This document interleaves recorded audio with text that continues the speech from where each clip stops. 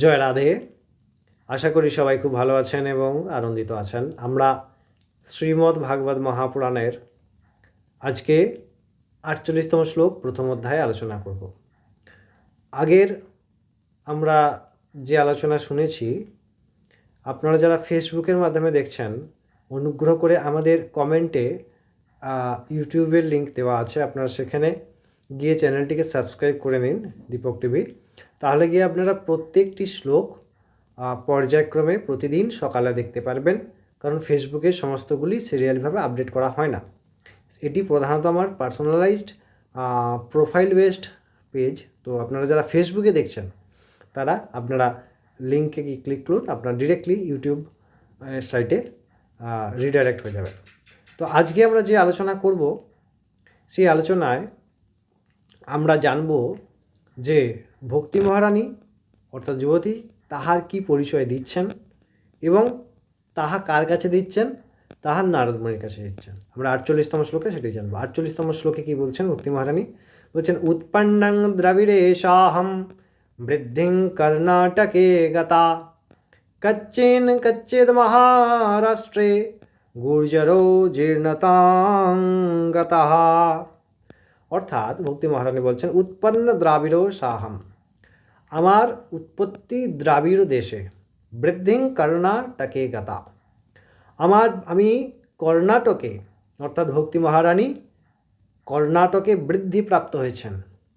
কচ্চিন মহারাষ্ট্রে, মহারাষ্ট্র হয়ে যখন আসছি আমি, তখন গুর্জর অর্থাৎ গুজরাট এ এসে জীর্ণতাঙ্গতা অর্থাৎ আমি জীর্ণ হয়ে পড়েছি, আমি অসুস্থ হয়ে পড়েছিলাম।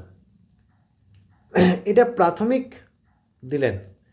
কিন্তু এরপরে বর্তমানে যখন নারদমুনি দেখছেন ভক্তি মহারানীকে, তিনি কিন্তু পীড়াতে জর্জরিত নন, তাহার দুই পুত্র এফেক্টেড, কিন্তু তিনি নন, কারণ তিনি বৃন্দাবনে আছেন। আমরা এরপরে দেখব, ধন্যং বৃন্দাবনম তেন যত্রা ভক্তি নৃত্যচ, অর্থাৎ বৃন্দাবন ধন্য, যেখানে ভক্তি চির উজ্জীবিত এবং চির যুবতী। বৃন্দাবনে ভক্তির নৃত্য করেন। বৃন্দাবন সচ্চিদানন্দময় ভগবানের ধাম, তাই সেই ধামে ভক্তি মহারানী সাক্ষাৎ নৃত্য করেন। যিনি সেই বৃন্দাবনের আশ্রয় নেন, তিনি নিশ্চিন্তে ভগবত ভক্তি প্রাপ্ত করেন। তাই ভগবানের মতোই সচ্চিদানন্দ ভগবানের ধাম, তাই বৃন্দাবনের অশেষ মাহাত্ম্য। এইখানে যে কথা বললেন ভক্তি মহারানী, সেটি হচ্ছে সাম্পর্কিকভাবে উৎপন্ন থেকে